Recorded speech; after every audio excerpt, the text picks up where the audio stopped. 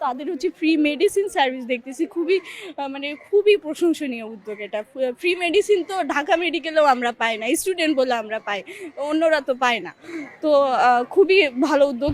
এই সেবাটা পেয়ে আমরা আসলে খুবই আনন্দিত। আমরা আমাদের দোরগোড়ায় এত সহজে এত কিছু সেবা একসাথে পাচ্ছি, আবার খুব বেস্টটাই পাচ্ছি এবং ফ্রিতে সেবা পাচ্ছি। আমার মনে হয় এটা আমাদের সাধারণ শিক্ষার্থীদের মধ্যে ইতিবাচক প্রভাব ফেলছে। অবশ্যই ভালো লাগছে। আসলে আমার স্কিনের সমস্যা অনেক দিন থেকে, তো ডক্টরের কাছে যাওয়া অনেক কস্টলি আমার কাছে। মানে অনেক দিন থেকে ভাবছিলাম যে ডক্টর দেখাবো, বাট এটা পসিবল হচ্ছিল না, কিন্তু আজকে যখন সুযোগটা পেয়েছি তো ভালোই লাগছে।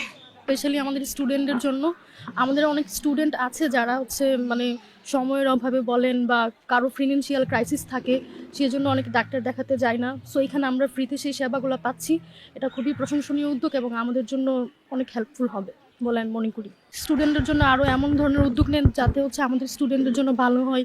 যেমন একটা মেডিকেলের উদ্যোগ নিয়েছে, তেমন আরও আমাদের স্টুডেন্টদের জন্য বিভিন্ন ধরনের ভলান্টারি কাজের সুযোগ সৃষ্টি করা হয়। যেমন হচ্ছে কয়েকদিন আগেও হয়েছে যে আমাদের হলে কয়েকদিন আগে শীতবস্ত্র বিতরণ করা হয়েছে। এই উদ্যোগটাও ভালো ছিল। তো এরকম সামনে আরও অনেক ধরনের উদ্যোগ নেক, আমরা এটাই আশা করি। হ্যাঁ, অবশ্যই প্রশংসনীয় উদ্যোগ বলবো। স্টুডেন্টের জন্য ফ্রি হলে তো অনেক ভালো হয়। যদিও মেডিকেল পিজি সব আমাদের আশেপাশে আছে, তারপরেও একদম হলের গেটে এসে যে সেবাটা দিচ্ছে এটা অবশ্যই সাধুবাদ জানাই। তো আমাদেরকে সাজেস্ট করে পিজি থেকে বা মেডিকেল থেকে এগুলো বাইরের ফার্মেসিতে নিতে গেলে বেশ ভালোই অঙ্কের টাকা চলে যায়।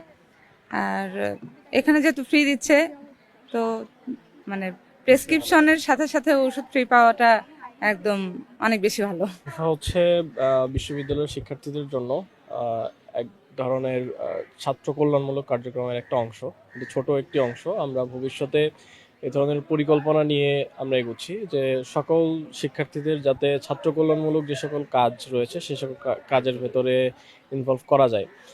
বিশেষত আমরা দেখতে পেয়েছি যে বিশ্ববিদ্যালয়ের যেই ক্যাপাসিটি, সেই ক্যাপাসিটিতে বেশ কিছু জায়গায় ঘাটতি রয়েছে।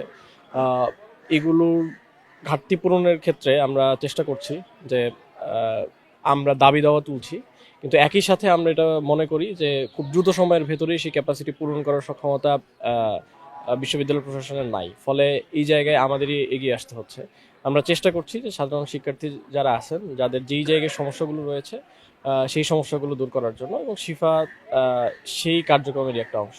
আমাদের 7 দিনব্যাপী স্বাস্থ্য ক্যাম্প চলছে।